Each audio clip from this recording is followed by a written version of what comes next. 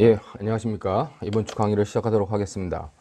자, 이번 주 강의는 제5절 교사본부터 살펴보도록 하겠습니다.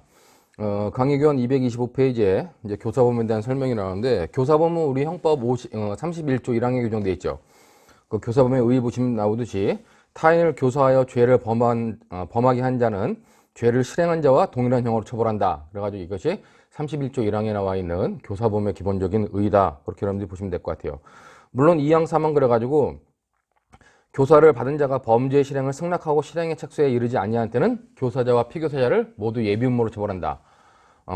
근데 3항은 교사를 받은 자가 범죄 실행을 승낙하지 아니한 때 그때는 교사자만을 예비음모로 처벌한다 하는 것이기 때문에 그와 관련된 내용들도 우리가 이제 살펴볼 수 있을 겁니다. 자, 기본적으로 우리가 그 교사범이다 그러면은 자, 이 갑이라는 사람이 을이라는 사람한테 범죄 실행을 지시하는 거예요. 자, 지시하면 이제 얘는 이 지시에 의해서 범죄 실행을 결의해가지고 범행을 하는 거. 이랬을 때 우리 이 사람을 교사자라 그러고 이 을을 피교사자라 한다. 근데 실제로 보면 이 범행을 을이 했기 때문에 을은 우리가 실제로 보면 정범이 되겠죠. 우리가 앞에서 배웠던 정범이 되는 거고, 이렇게 정범이 범죄할 마음이 없었는데 얘가 범행을 하라고 지시해가지고 범행할 마음이 생겨가지고 범죄에 결의를 해가지고 범행을 하게 된 경우, 저 사람을 교사자, 얘를 피교사자라 하지만 얘는 정범이다. 그렇게 여러분들이 먼저 이해해두고, 자, 이 교사범의 성립 관련돼가지고 제가 성립 요건을 미리 박스로 좀 정리를 해놨는데, 그 박스와 관련돼가지고 나온 내용들이 밑에 쭉 설명이 되어 있는 겁니다. 그렇기 때문에 그 박스를 중심으로 여러분들이 이해를 하면은 뒤에 밑에 문제 강의 교재를 보면서 다 이해해야 되겠지만은, 그것들이 정리하는 거기 때문에 박스를 놓고 이해가 된다면은 여러분들이 교사범의 성립 요건을 충분히 이해할 수 있다, 이해한 것이다, 이렇게 판단이 됩니다. 자, 그럼 관련돼가지고 먼저, 자, 여기는 우리가 얘를 교사자라 그러고 얘를 피교사자라 그래요. 즉 얘가 어떤 범죄라는 정범이죠. 자, 그랬을 때 성립 요건을 이렇게 보면은, 자, 교사자에 관련된 성립 요건과 피교사자에 관련된 성립 요건 두 가지로 나눌 수 있어요. 자, 그 다음에 다시 교사자든 피교사자든 우리가 객관적 요건과 주관적 요건이라고 하는 이런 큰 틀에 따라 가지고 교사범의 성립 요건을 살펴볼 수 있다, 이렇게 생각하면 될 것 같아요. 그렇기 때문에 여러분들 강의 교재에도 박스 밑에, 즉 교사범의 구성 요건상 성립 요건 다음에 네 가지가 필요하다. 즉 얘가 얘한테 교사하는 교사 행위, 객관적 교사 행위가 있어야 되고, 그 교사 행위를 하는 이 교사자는 자기가 교사한다는 고의와 정범이, 즉 피교사자가 어떤 범죄의 기수에 이를 것이다 라고 하는 이중의 고의를 필요로 하고, 그런 교사자의 객관적 요건과 주관적 요건을 갖춘 범죄 지시의 행위에 의해서 이 피교사자가 범죄 실행에 결의해야 돼요. 즉, 교사자의 범죄 행위에 의해서, 교사 행위에 의해서 을이 범죄할 마음이 생기게 돼야 된다. 그렇기 때문에 그와 관련돼가지고 우리가 인과관계가 필요하다. 즉, 피교사자가 범행을 결의하는 데는 이 교사자의 교사 행위와 인과관계가 필요하다. 그리고 얘가 범행 결의를 해가지고 실제로 범죄를 한 경우, 그때 얘는 정범, 쟤는 교사범으로 처벌한다. 그렇기 때문에 각각의 내용들 살펴보면, 먼저 교사행위와 관련돼 가지고는 첫 번째 교사자의 객관적 요건으로는 교사행위란 게 있어야 돼요. 자, 근데 이 교사행위라고 하는 건 뭐냐? 이 교사행위라고 하는 건 특정된 범죄에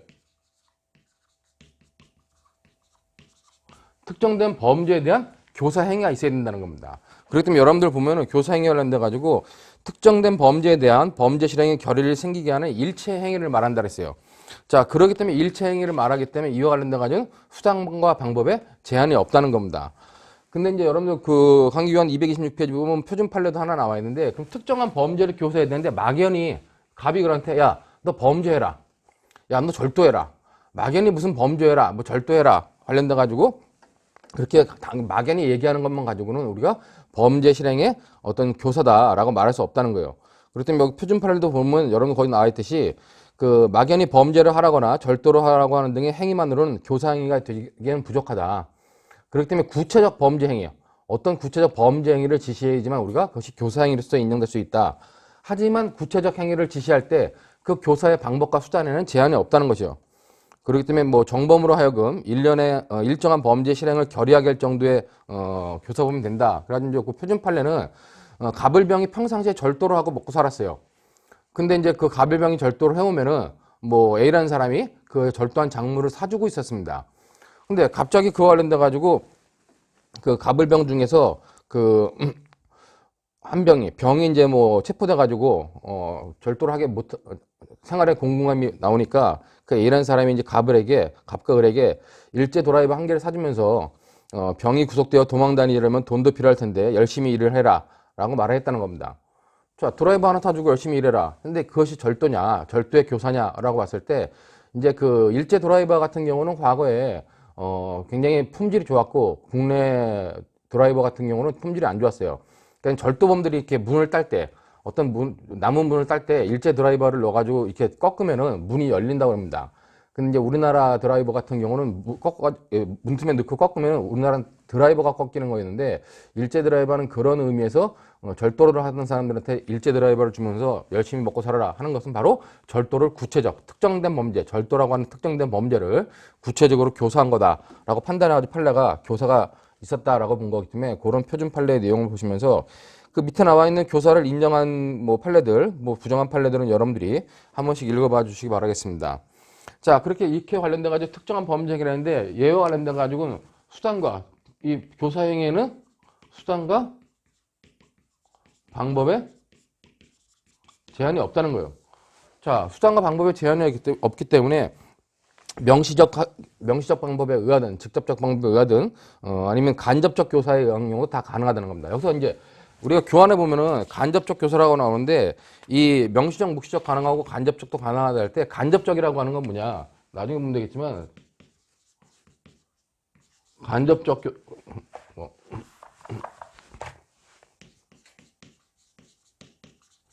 간접 교사라고 하는 건 갑이 을한테 범죄를 하라고 지시한 거예요. 근데 을이 다시 병한테 지시합니다. 근데 갑의 지시가 뭐냐? 을한테 야, 너 가서 병한테 무슨 범죄를 시켜.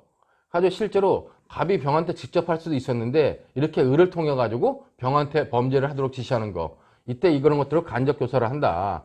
그 관련돼 가지고 결국 갑은 병의 존재를 알고 있는 거죠. 이것이 간접 교사예요. 그렇기 때문에 교사의 방법은 이렇게 직접적으로 하는 경우뿐만 아니라 간접적으로 하더라도 가능하다. 그렇게 여러분들이 간접 교사에 관련된 얘기를 이해하고 있으면 될 것 같고, 그 다음에 교사자가 2인 이상의 공동 교사도 가능하다고 보는 겁니다.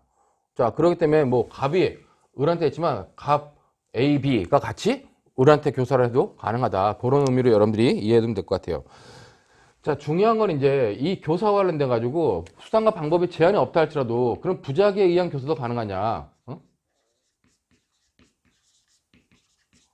의한 교사도 가능하냐 그랬을 때 부작위에 의한 교사는 가능하지 않다라고 이렇게 보는 것이 뭐 다수결적 입장이다. 그렇게 여러분들이 보시면 될 것 같아요. 왜냐하면은 부작위에 의해서 교사한다는 것은 기본적으로 현실적으로 부작이라고 하는 것은 현실적으로 아무런 물리적 영향력을 행사하지 않는다는 겁니다.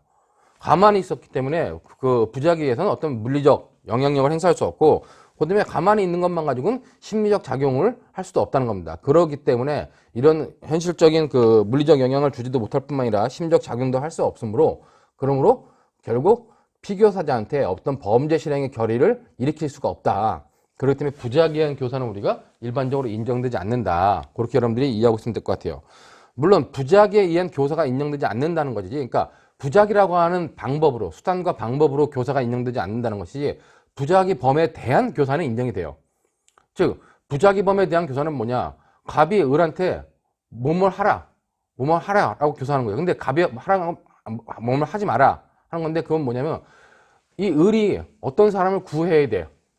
즉 보증인적 지위가 있는 사람이에요. 근데 그 보증인적 지위가 있는 사람이 그 보증인적 지위에 의해서 보증 의무를 이행하지 않으면 부작위범이 됩니다. 근데 얘한테 하지 말라고 교사하는 경우, 그때는 부작위범에 대한 교사가 가능하다고 보는 겁니다. 그렇기 때문에 여러분들이 부작위에 의한 교사는 불가능하지만 부작위범에 대한 교사는 가능하다고 그 두 개를 잘 구별해 둬야 될 것 같아요. 자, 그러고 나서 이제 또 하나 문제되는 것 중에 하나가 우리가 이제 범행 결의가 있는 자에 대한 교사인데,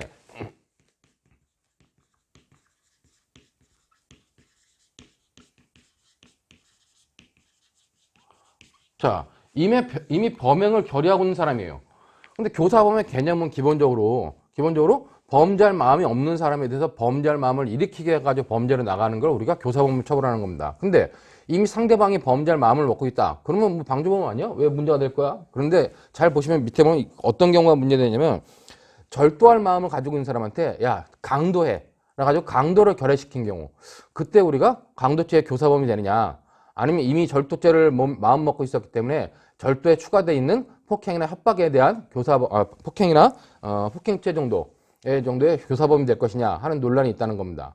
자, 근데 기본적으로 얘가 절도를 하고 있었는데 절도하지 말고 강도를 해라 했고 이 강도가 어떤 고유한 독자적인 범죄인 경우에는 당연히 강도죄에 대한 교사를 인정하는 것이 타당할 겁니다. 그렇기 때문에 학설은 뭐 1설, 2설 나눠져 있지만은 기본적으로 가중범죄가 독자적인 범죄인 한, 즉 절도죄에 대해서 강도죄는 독자적인 범죄죠. 그래서 독자적인 범죄인 한은 강도죄에 대한 교사를 인정하는 것이 타당하다 이렇게 보면 될 것 같고 반대의 경우 강도를 결의하고 있는 사람한테 절도를 교사했어요. 뭐 그거는 이미 우리가 강도죄의 교사범위 성립할 수 없죠.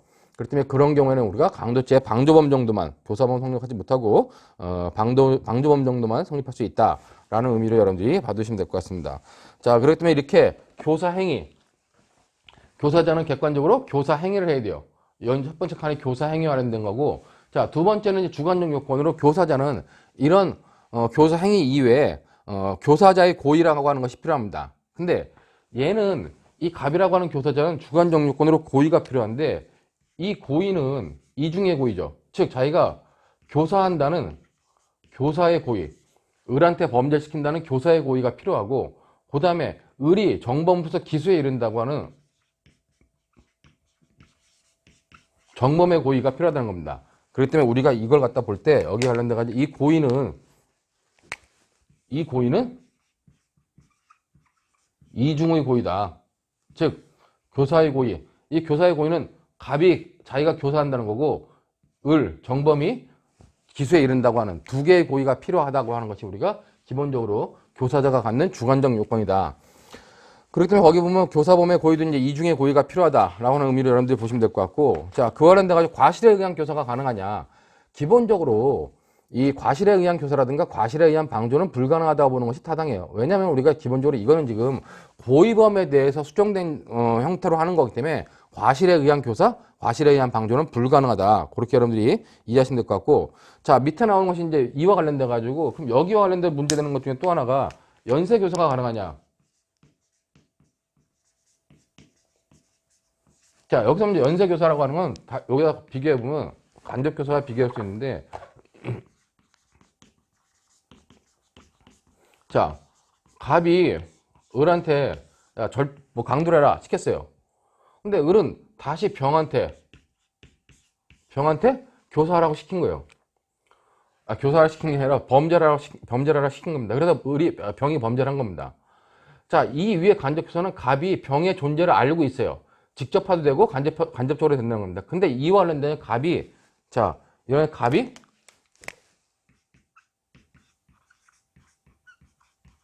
병의 존재를 인식하지 못한 경우입니다. 자, 그래서 갑은 을한테 범죄를 시켰어. 근데 을은 자기가 안 하고 또 병한테 시켜서 병이 범죄를 하게 했다. 이걸 우리 연쇄교사라고 하는데, 이때 교사의 고의, 그 다음에 정범의 고의와 관련돼 가지고 얘가 얘한테 범죄시킨다는 고의가 얘한테도 연결될 수 있겠네요. 그때 이 고의가 여기까지 연결될 수 있다면은, 인과관계가 인정된다면 병이 범죄를 한 것이 결국 을의 지시에 의해서 한 거고, 을은 갑의 지시에 의해서 한 것이기 때문에 그것들의 각각의 인과관계가 인정되면 어떡한다? 이때 연쇄교사도 인정할 수 있다. 그렇게 여러분들이 받으면 될 것 같아요. 그렇기 때문에 거기 보면 연쇄교사도 보면 결국 형법상으로 인과관계가 인정된다는 한 교사범 성립이 인정된다. 그렇게 이제 관련돼가지고 여러분들이 이해하고 있으면 될 것 같습니다. 자, 이제 이와 관련돼가지고 문제되는 게, 여기 보면 교사의 고의에서 정범의 고의라고 하는 건 이 정범이, 즉 피교사자가 기수에 이를 것이다 라고 하는 기수의 고의를 말하는 것이에요. 자, 근데 정범이 기수에 이르지 않고 미수에 이를 것을 교사하는 경우, 그 경우에 우리가 교사로 처벌할 수 있겠냐 하는 문제가 바로 기수의 고의와 미수의 미수의 교사라고 하는 부분입니다. 그 교환 보시면은 기수의 고의와 미수의 교사라고 하는데, 교사자의 고의는 기수의 고의, 즉 구성요건적 결과를 실현할 의사여야 된다는 겁니다. 갑이 을한테 범죄를 했어요. 범죄 시켰어. 가서 야 너 절도를 해. 시켰는데 을이 절도에 완성할 거다. 절도를 완성할 거다. 절도가 을의 절도가 기수가 될 것이다. 라고 하는 고의를 가지고 한 경우에 갑한테 교사범이 된다는 겁니다. 근데 갑이 을한테 절도해라 그래놓고 을이 절도가 기수에 이르기 전에 갑이 을을 체포하려고 하는 뭐 일명 함정수사라고 하는 그런 경우에 갑한테 과연 교사범의 성립을 인정할 수 있겠느냐 그랬을 때 그런 경우에 교사범은 인정할 수 없다라고 하는 것이 기본적인 내용입니다. 그랬더니 어기 본 것처럼 교사 행위와 범죄 실행 결의 사이에 인과관계가 있어야 된다. 그 관련돼 가지고 미수의 교사와 기수의 교사 고의와 미수의 교사 보면은 교사의 고의는 기수의 고의, 즉 구성요건적 결과를 실현할 의사여야 된다. 그런데 피교사자의 행위가 미수에 그치게 할 의사로 교사하는 경우를 미수의 교사라 하는데 이는 불가벌이라는 거예요. 그런데 이제 함정수사와 관련돼 가지고 함정수사를 시킨 수사기관은 뭐냐? 수사기관은 기본적으로 우리가 불가벌이라고 하는 겁니다. 근데 이제 이건 형사성법적 책임인데 함정수사도 우리 판례는 이제 범위 유발형 함정수사와 기회 제공형 함정수사로 나눠가지고 기회 제공형 함정수사는 함정수사가 아니라고 봐요. 그리고 이제 범위 유발형 함정수사만 함정수사라고 보는데 그렇게 함정수사와 관련돼 가지고도 우리가 수사기관 자체는 불가벌이라고 하는 겁니다. 근데 이제 관련돼 가지고 미수에 이르도록 교사를 했어요. 즉 을의 범죄가 미수에 이를 것을 알고 범죄를 시켰습니다. 교사했어요. 근데 이제 을이 진짜 미수에 그친 경우 그때 관련돼 가지고 교사자는 불벌이라는 겁니다. 기본적으로. 근데 피교사자는 뭐냐? 을은 원래 자기가 범죄를 할 마음이 있었고 기수에 이르려고 했는데 기수에 이르지 못했기 때문에 기본적으로 자기가 향한 범죄 미수범으로 처벌된다. 근데 갑이 을한테 범죄를 시키고 을이 기수에 이르지 않고 미수에 있을 때 갑이 을을 어떻게 체포하려고 했어요. 근데 을이 어떡하냐? 을이 기수로 나가버린 거야, 그냥. 갑의 생각과 다르게. 그런 경우 어떡하냐? 그런 경우에 기본적으로 피교사자, 즉 정범은 뭐예요? 기수범으로 처벌받는다는 겁니다. 근데 이제 그걸 피교사자를 교사한 교사범은 어떻게 되냐? 처음에 교사의 고의가 교사의 고의가 인정되지 않는 거죠. 기수의 고의가 되는데 미수의 고의였기 때문에. 그렇기 때문에 피교사자인 정범의 행위에 대해서 어떤 교사자가 과실이 있을 때는 과실 유무에 따라가지고 과실범 처벌 여부만 문제된다. 그렇게 여러분들이 이해하고 있으면 될 것 같아요. 자, 이렇게 피교사자가 범행을 지시하고, 즉 범죄 실행을 갖다가 교사하고 그것이 고의에 의한 행위였다. 그러면 세 번째로 이제 피교사자, 정범으로 넘어와서 이 관련된 행위로서 피교사자의 주관적 요건에서 교사행위, 예의 교사행위, 갑의 교사행위와 즉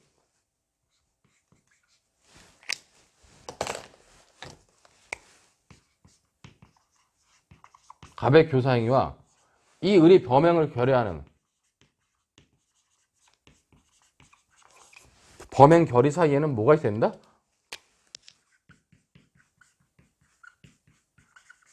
인과관계가 있어야 된다는 거예요. 자, 이것이 이제 세 번째 요건으로서 피교사자의 주관적 요건이다. 그렇기 때문에 거기 보는 것처럼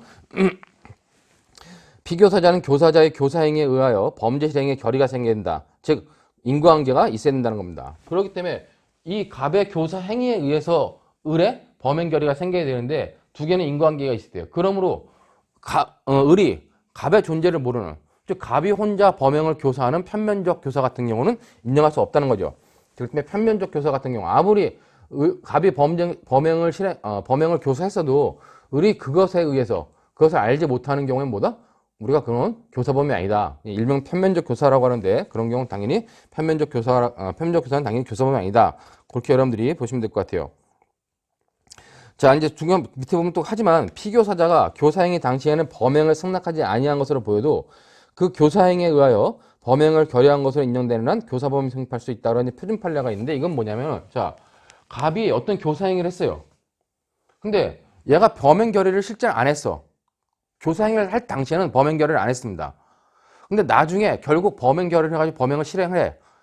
근데 그 범행 결의를 하게 되고 실행한 게 뭐다? 결국 얘의 교사행위 때문이라면 교사행위에서 바로 범행 결의가 생기지 않고 나중에 생겨가지고 범행을 했더라도 그거는 교사범 성립이 가능하다고 보는 거예요.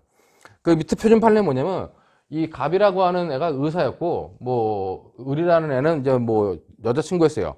근데 이제 관련돼 가지고 이 갑이라는 의사애가 어떤 원치 않는 임신을 하게 되니까 자기 여자친구가 임신하니까 낙태라라고 교사를 한 거예요.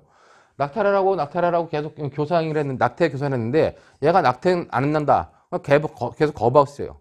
거부하고 있다가 나중에 돼서 얘가 교사행위를 하고 나서 한참 후에 이 을이 그냥 낙태를 한 경우에, 얘는 낙태죄가 되겠지만 기본적으로 얘는 뭐다? 얘의 교사행위에 의해서 나중에 낙태를 한 거기 때문에 얘는 낙태죄 교사범위 성립한다. 가지고 범죄를 교사할 당시에는 승낙을 하지 않은 것 같아도 나중에 결국 범죄의 교사행위에서 범죄가 이루어졌다면 그건 교사범위 성립할 수 있다라고 하는 판례이기 때문에 그런 판례의 내용까지도 여러분들이 좀 이해해두면 될 것 같습니다. 자, 근데 이와 관련돼 가지고 문제된 게 교사자가 교사행위를 했어요. 그래서 얘가 범행 결의를 합니다. 자, 그러면 이제 문제가 없어요. 문제가 없는 게 그러면 이제 교사범의 성립 요건이 되는 겁니다. 근데 기본적으로 교사자가 교사를 했는데 피교사자 승낙하지 않는 경우, 즉 얘는 즉 교사자는 교사행위를 했어. 근데 얘는 범행 결의라는 게 아니라 승낙하지 않았어요. 자, 그럼 이럴 때는 어떡하냐? 이럴 때는 우리가 아까 봤던 것처럼 31조 3항에 의해서 교사자만 예비 음모로 처벌한다는 거죠. 자, 그렇기 때문에 이렇게 한 경우 얘가 갑이 교사행위를 했는데 을이 승낙하지 않았다. 그러면 교사자만 예비 음모에 준해서 처벌한다. 우리가 일명 이런 것들을 실패한 교사라고 그래요. 자, 그리고 이제 네 번째 부분 피교사자의 실행이 있습니다. 피교사자의 실행은 이런 교사자의 교사행위와 그다음에 피교사자의 주관 영역권으로 범행 결의를 한 다음에 실제로 얘가 네 번째로 얘가 범행을 해야 돼요. 근데 을의 범행은 최소한 얘는 공범이기 때문에 공범 종속성의 원칙, 특히 제한적 종속 형식에 의해서 을의 범죄는 최소한 구성요건에 해당하고 위법성은 갖춰야 된다는 겁니다. 을이 한 범죄가 최소한 구성요건에 해당하고 위법성을 당연히 갖춰야 된다. 그렇게 여러분들이 보셔야 될 것 같아요. 자, 근데 관련돼 가지고 만약 피교사자가 범행 결의를 가져도 실행에 착수하지 않은 경우 어떡하냐? 자, 이렇게 기본적으로 해야 되는데 얘가 뭐 갑이 을한테 범행을 지시했어. 이렇게 쭉 돼가지고 범행 결의까지 했어요. 범행 결의까지 했는데, 즉 교사자가 교사를 했어. 피교사자가 즉 승낙을 해가지고 범행 결의가 생겼어요. 근데 아직 실행에 착수하지 않은 경우에 어떡할 거냐? 이 뒷부분에 뭐 간접교사 부분 좀 지우고 이렇게 교사자가 피교사한테 범죄를 교사했는데 피교사가 오케이 승낙했어요. 그러고 나서 실행에 착수하지 않은 경우, 이 실행에 착수하지 않았다면 결국 뭐예요? 구성요건에 해당하고 위법성이 있는 행위까지 나가지 않은 경우입니다. 이럴 때는 어떡하냐? 이럴 때는 31조 2항에 의해서 교사자와 피교사자 모두 예비 음모로 처벌한다. 이걸 우리가 효과 없는 교사라고 하는 겁니다. 자, 물론 이 나중에 31조 2항과 31조 3항을 합쳐가지고 우리가 뭐 기소된 교사라고 얘기를 하는데 그런 용어에 현혹되지 말고 이렇게 관련돼가지고 교사를 했는데 승낙하지 않으면 교사자만 예비 음모, 교사를 했는데 승낙해놓고까지 실행에 착수하지 않은 경우는 교사자와 피교사자 둘을 예비 음모로 처벌한다 하는 그런 규정이 있다. 그렇게 여러분들이 이해하고 있으면 될 것 같고, 자, 이제 관련돼가지고 교사의 미수라고 하는 것이 나오는데, 자, 이 부분 관련돼가지고 나오는 것 중에 하나가, 즉 여기서 이제 또 하나 나올 수 있는 것이 교사의 미수예요. 자, 교사의 미수는 우리가 일명 협의의 교사의 미수와 그 다음에 기도된 교사라고 하는 이런 부분을 알 수 있는데, 자, 협의의 교사의 미수라고 하는 건 뭐냐면 갑이 을한테 절도를 하라 시켰어요. 그리고 갑은 을이 당연히 절도에 기소에 이를 줄 알았어.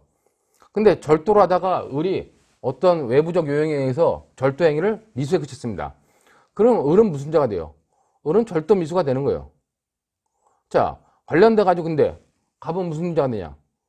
그건 절도 미수의 교사범위 된다는 겁니다. 그렇기 때문에 거기 보는 것처럼 뭐 교사의 미수 그래가지고 광의의 교사의 미수라고 하는데 미수범에 대한 교사라고 그러고 이걸 우리가 협의의 교사의 미수라고 그래요. 즉 교사자가 실행에 착수했으나 미수가 된 경우 교사자, 피교사자 모두 미수범으로 처벌 규정이 있으면 미수범으로 처벌한다는 겁니다. 그렇기 때문에 이 협의의 교사의 미수 같은 경우는 자, 얘가 얘한테 갑이 을한테 절도로 교사했어요.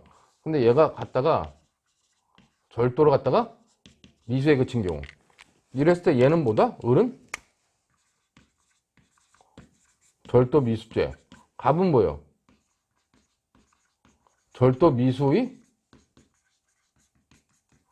교사범이 되는 겁니다. 우리가 아까 여기서 정범의 고의는 기수의 고의라 그랬죠. 미수의 고의는 안 된다 그랬어요. 그렇기 때문에 갑이 처음부터 범죄시킬 때 얘를 미수에 그치게 할 의사로 하는 거는 우리가 교사범의 고의가 인정되지 않는다는 거예요. 그러나 얘가 갑이 을한테 정범의 고의로서 기수가 얘가 정범으로서 기수에 이를 것을 알고 교사를 했는데 얘가 미수에 그친 경우는 미수에 그친 범인에 대해서만 얘가 절도 교사범이 책임을 진다. 그렇기 때문에 절도 미수가 되면 얘는 절도 미수의 교사범이 된다. 그런 의미로 여러분들이 이해하시면 될 것 같고, 자, 그 다음에 이제 기소된 교사는 이거예요. 31조 2항과 즉 효과 없는 교사하고 실패한 교사인데 이거는 뭐다? 31조 2항. 이거는 31조 3항이다. 두 개를 합쳐가지고 기소된 교사하고 협의의 교사의 미수를 합쳐서 우리가 교사의 미수에 관련된 논의다. 그렇게 여러분들이 이해하고 있으면 될 것 같습니다. 자, 이와 관련돼 가지고 이제 마지막에 교사자의 고의의 실행행위다. 관련돼 가지고 결국 피교사의 실행행위가 여기 보면 뭐요? 이 피교사자의 실행행위는 고의에 의한 겁니다. 그렇기 때문에 실행행위가 과실행위인 경우에 교사범은 간접정범 성립이 먼저 인정된다. 따라서 피교사자 행위는 고의에 국한되는 것으로 판단해야 된다. 그렇기 때문에 얘의 행위도 주로 고의에 의한 경우만 인정된다. 그렇게 여러분들이 이해해 두시면 될 것 같습니다. 자, 이런 의미에서 이제 우리가 봤던 것이 교사범에 관련된 성립 요건이에요. 그렇기 때문에 교사범 성립의 성립 요건은 교사자의 요건, 교사자의 객관적 요건, 주관적 요건, 피교사자의 주관적 요건, 객관적 요건이 네 가지 요건이 다 완성됐을 때 그때 우리가 교사범이 성립한다라고 하는 의미로 이해하시면 될 것 같고, 그 다음에 이제 중요한 거는 이걸 다 치우고 다시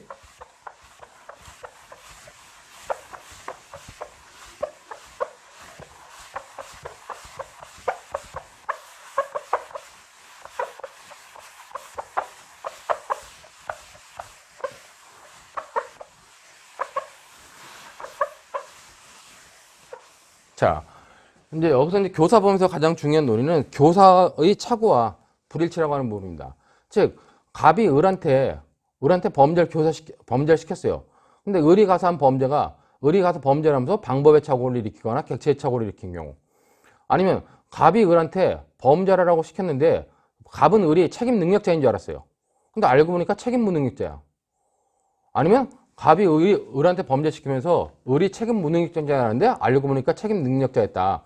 이런 여러 가지 논의들이 문제될 수 있다는 겁니다. 그것이 여러분들 강의 교환 28페이지, 228페이지 나오는 교사의 착오와 불일치인데, 먼저 교사의 착오라고 하는 부분 중에 첫 번째는 교사자의 착오입니다. 그러니까 교사자가, 즉 갑이 착오를 일으켰는데 얘가 착오를 일으킬 수 있는 건 뭐예요?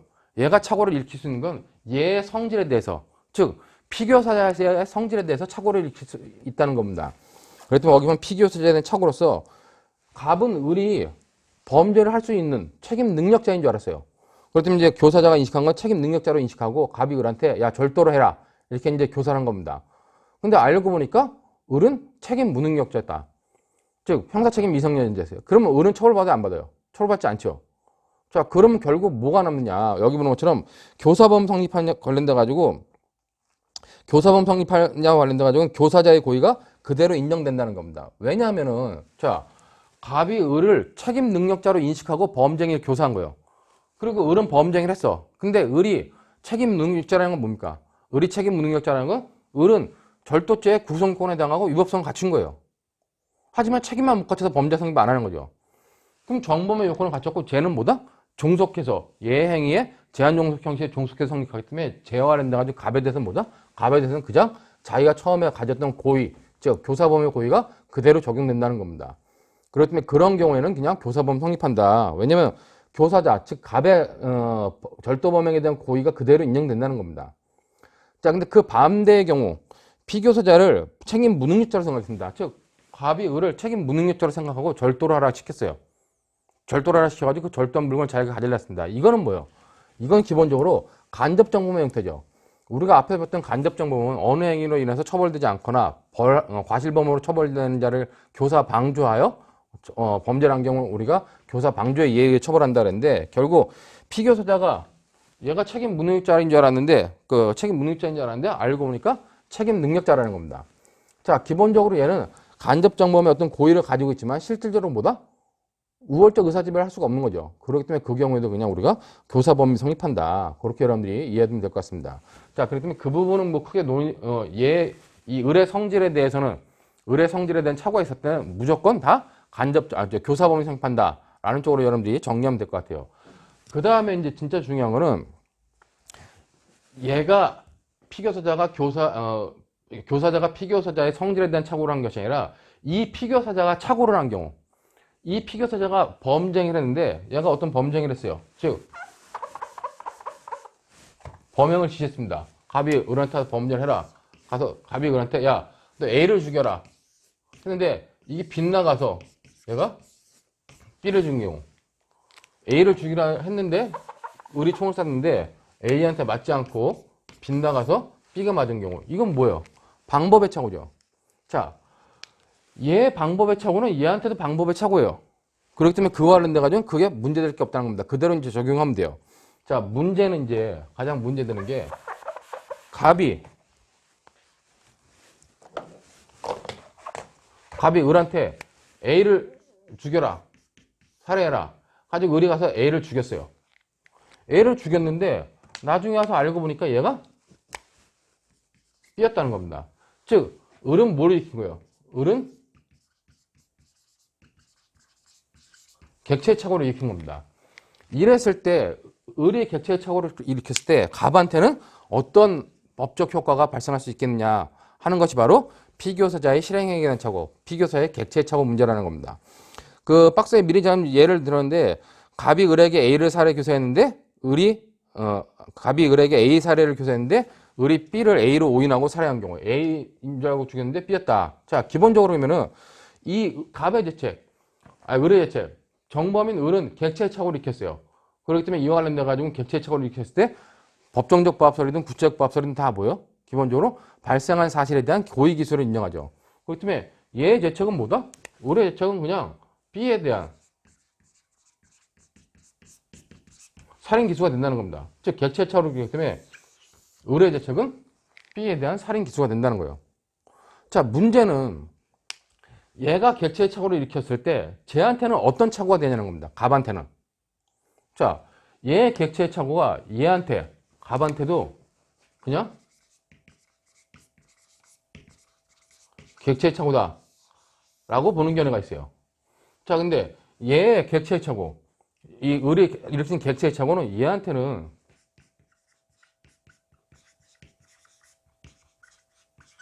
방법의 착오다 이렇게 보는 견해도 있을 수 있다는 겁니다. 자, 먼저 얘의 객체의 착오, 얘의 객체의 착오에 대해서는 얘한테는, 갑한테는 방법의 착오라고 보는 견해가 좀 다수혈적 견해예요. 자, 그거 왜 그러냐? 갑은 결국 A를 죽이려고 했는데 수단으로 사용한 을이 실수를 해가지고 B를 죽인 거기 때문에 결국 방법의 착오와 A를 죽이려다 빗나가서 B를 죽인 방법의 착오와 구조상 똑같다는 겁니다. 그렇기 때문에 이 피교사자의 객체의 착오는 갑한테는 방법의 착오다라고 보는 것이 논리적으로 타당하다는 거예요. 그러면 얘가 방법의 착오다 봤을 때, 얘 객체의 착오가 얘한테 방법의 착오다 봤을 때 어떡하냐? 관련돼 가지고 이거는 구체적 법정적 부합설과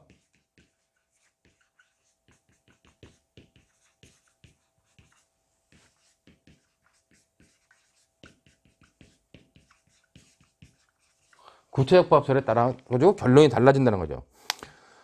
먼저 이 법정적 부합설은 어떻게 해요? 법정적 부합설은 객체의 착오든 방법의 착오든 뭐요?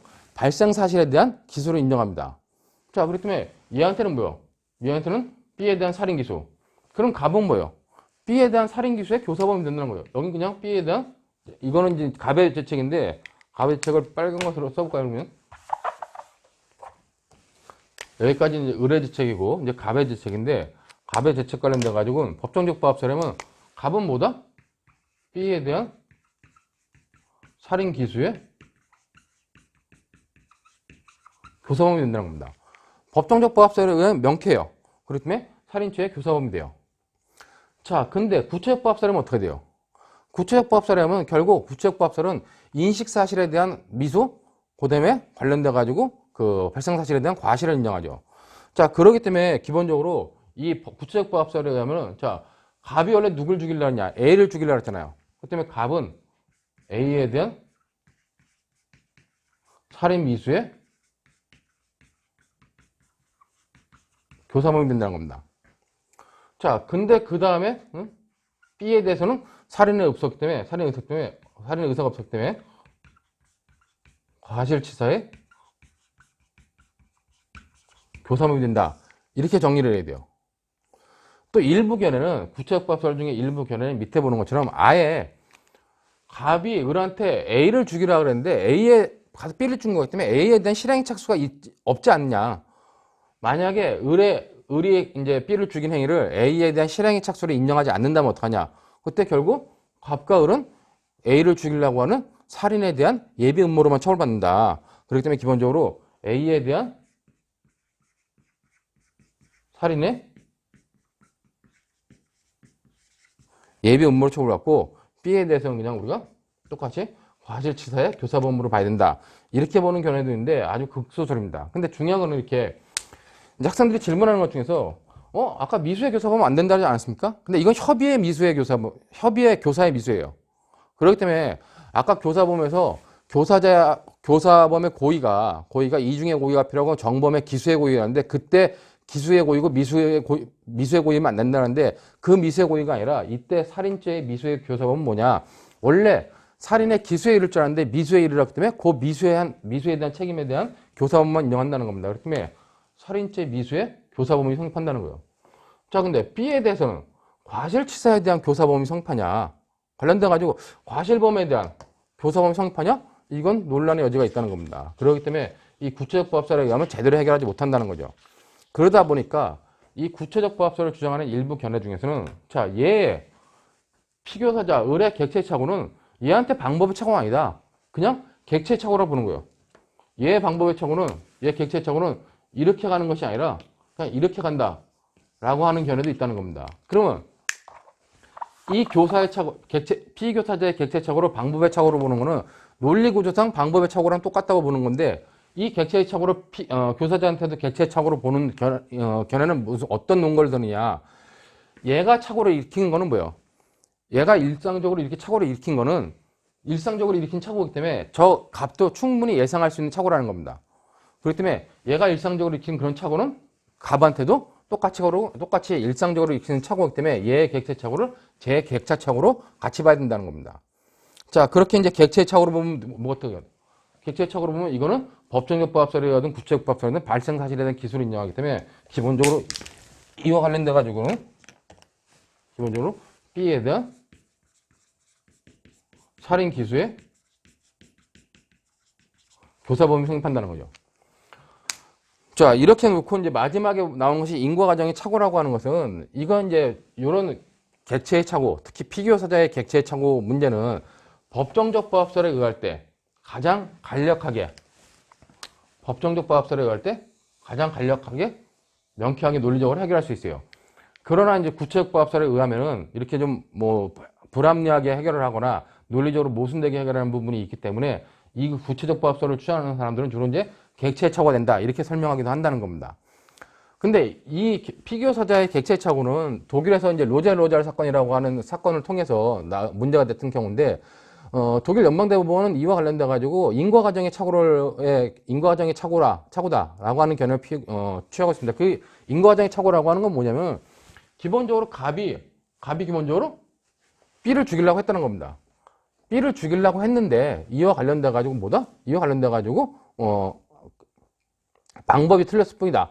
B를 죽이려고 했고 B를 죽이는 과정이 틀렸기 때문에 그냥 인과과정의 착오다라고 보고 그것이 본질적이냐 비본질적이냐를 따져가지고 대부분의 경우가 비본질적이기 때문에 그냥 고의기술을 인정하는 게 인과과정의 착오설이에요.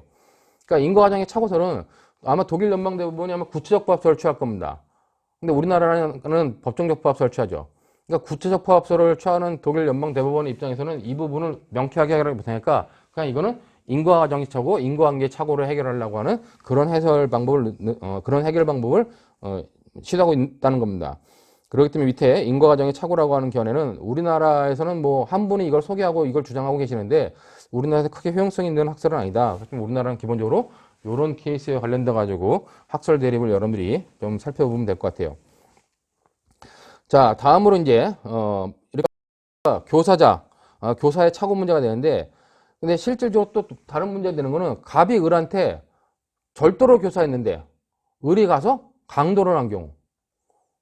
자, 갑이 을한테 절도를 교사했는데 가서 강도를 했어요. 아니면 갑이 을한테 절도를 교사했는데 가서 강간행위를 했어. 이렇게 갑이 교사한 범죄를 을이 실행했는데 전혀 교사한 범죄와 실행한 범죄가 질적으로 달라지는 경우, 아니면 질적으로 달라지지 않지만 양적으로 차이가 나는 경우에 어떻게 해결할 것이냐 하는 문제가 바로 피교사자의 교사의 내용과 교사자의 교사의 내용과 피교사자의 실행행위가 불일치하는 경우라는 겁니다. 즉, 이와 관련돼 가지고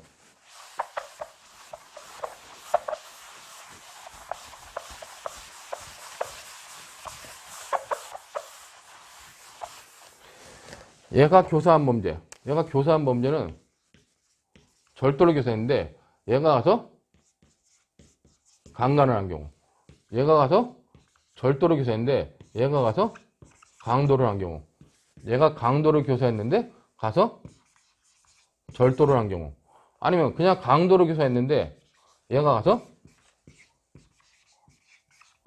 강도 살인이라든가 아니면 강도 치사의 행위를 한 경우, 이런 경우에 어떻게 할 것이냐 하는 문제가 바로 여기 이제 그 마지막 박스에 있는 부분이에요. 자, 얘가 이렇게 절도를 교사했는데 얘는 가서 절도를 안 하고 강간했다. 절도란 범죄와 강간이란 범죄는 질적으로 완전히 다른 범죄라고 파악하는 겁니다. 그렇기 때문에 그거 질적 불일치라 가지고 본질적 불일치다. 그러니까 질적 불일치는 본질적 불일치라 가지고 책임을 지지 않아요. 즉, 강도를 교사했는데 얘가 절도나 강도를 교사했는데 얘가 강간을 했다 그러면 어떻게 해요? 강간에 대해서는 책임이 없는 겁니다. 근데 이것이 절도가 아니라 만약에 강간을 했다면 어떻게 해요? 강간이 아니라 강도를 교사했다. 강도를 교사했다 그러면 어떻게 해요? 그때는 강도를 교사하고 얘가 승낙했는데 강도의 실행에 착수하지 않기 때문에 갑과 을은 뭐다? 강도 31조 2항에 의해서 강도죄에 대한 예비 의무의 책임을 진다는 겁니다. 똑같이 이제 밑에도 이제 박스에 있는 건 절도를 교사했는데 강간을 했다. 그런 경우에는 기본적으로 강간에 대한 책임이 없고 절도에 대해서는 예비 의무가 없기 때문에 체벌되지 않는다는 겁니다. 근데 질적 불일치라 할지라도 약간 비본질적 불일치라고 할 수 있는 부분이 있어요. 즉 사기죄와 공갈죄. 사기를 교사했는데 가서 공갈을 한 경우, 그 경우에 우리가 공갈죄의 교사범위 성립한다고 봐야 됩니다. 즉 사기죄와 공갈죄는 본질적으로 다르겠지만 질적으로 다르겠지만 완전히 본질적으로 다른 것이라고 볼 수 없다는 거죠. 나중에 이제 여러분들이 강론상의 사기죄, 공갈죄를 보면 사기와 공갈은 유형이 똑같아요. 상대방을 속여가지고 상대방의 하자 있는 의사에서 어떤 재물이나 재산 이익을 받는 것이 사기라면은 상대방을 협박해가지고 협박이나 공갈해가지고 관련돼가지고 협박이나 폭행해가지고 상대방이 겁먹은 의사, 상대방이 겁먹어가지고 나한테 물건을 주는 경우입니다. 그러니까 논리 구조가 똑같은데 본질적으로는 우리가 다르지 않다. 질적으로는 달라도 본질적으로 다르지 않기 때문에 그 경우에는 그냥 실행한 범죄에 대해서 책임을 져야 된다. 그렇기 때문에 공갈죄 교사범으로 책임을 져야 된다. 그렇게 보면 될 거고, 이렇게 양적 불일치 같은 경우 절도를 교사했는데 강도를 했어. 그럼 어떻게 해요? 교사한 범위 내에서만 책임지는 거예요. 그렇기 때문에 갑은 절도죄 교사범의 책임만을 진다는 겁니다. 자, 거기 미달한 경우가 있는데 존속살해를 교사했는데 보통살해를 했다. 그럼 보통살인죄의 교사범만 책임을 짓는 거고, 강도를 했는데 강도를 교사했는데 절도를 했다. 그건 기본적으로 절도죄 교사범위 성립해요. 근데 강도를 교사했는데 강도를 교사하고 우리 강도할게 해놓고 절도만 했다. 그럼 강도죄에 대한 예비 의무도 같이 성립하겠죠. 그렇기 때문에 같이 성립하는 문제도 보고, 초과하는 경우에 절도를 교사했는데 강도를 했다.